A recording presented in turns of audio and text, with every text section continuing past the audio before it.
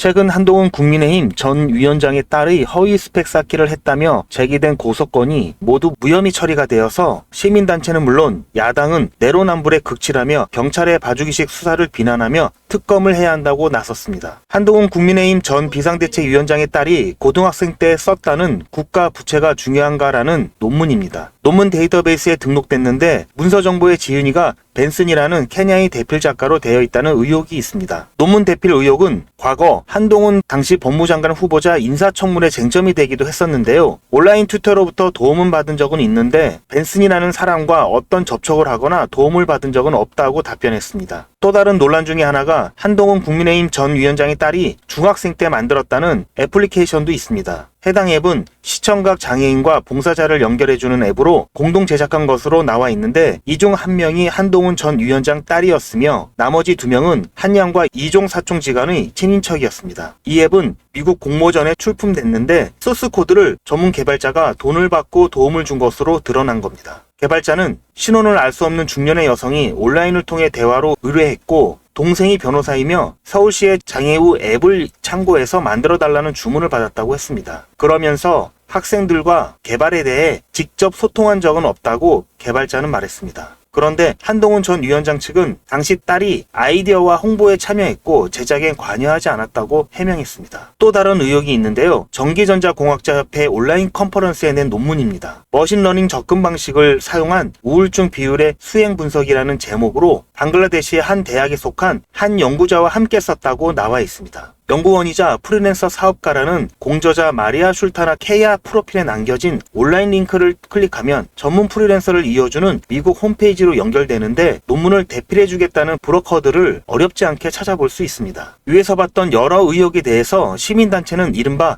허위 스펙 쌓기 의혹들을 모아서 검찰에 고발했는데 1년 8개월이 지난 작년 말 경찰은 모두 무혐의 처분했습니다. 논문이 실린 저널이 엄격한 심사 규정이 없는 것으로 보이고 미국 기관들이 자료 제공 협조에 응하지 않았다는 이유 등을 들었습니다. 시민단체가 곧장 부실 수사라며 이의 신청을 냈고 어제 경찰수사심의위원회가 재수사 여부를 논의했습니다. 하지만 결론은 재수사를 공고하지 않는다는 거였습니다. 수사 절차나 결과가 적정성 및 적법성이 현저히 침해됐다고 보기 어렵다고 했습니다. 민주당은 경찰의 노골적 봐주기이며 내로남불의 극치라고 비판했습니다. 이미 한동훈 특검법을 발의한 조국 혁신당은 단 한 명의 소환 조사와 압수수색도 없었다며 특검밖에 답이 없다고 압박 수위를 높였습니다. 조국 전 법무부 장관의 딸의 입시 비리 의혹에 대한 수사 및 재판과 비교해서 너무나 많은 차이를 보이고 있는 것은 비단 저만 느끼는 것이 아닐 것입니다. 건피아와 같은 특권층이 실제로 있는지는 모르겠지만 충분히 합리적인 의심을 할 수 있는 상황이며 앞으로의 행보에 따라 의심이 확신이 되어 검찰개혁의 신호탄이 될지 추이를 관심 있게 지켜봐야겠습니다.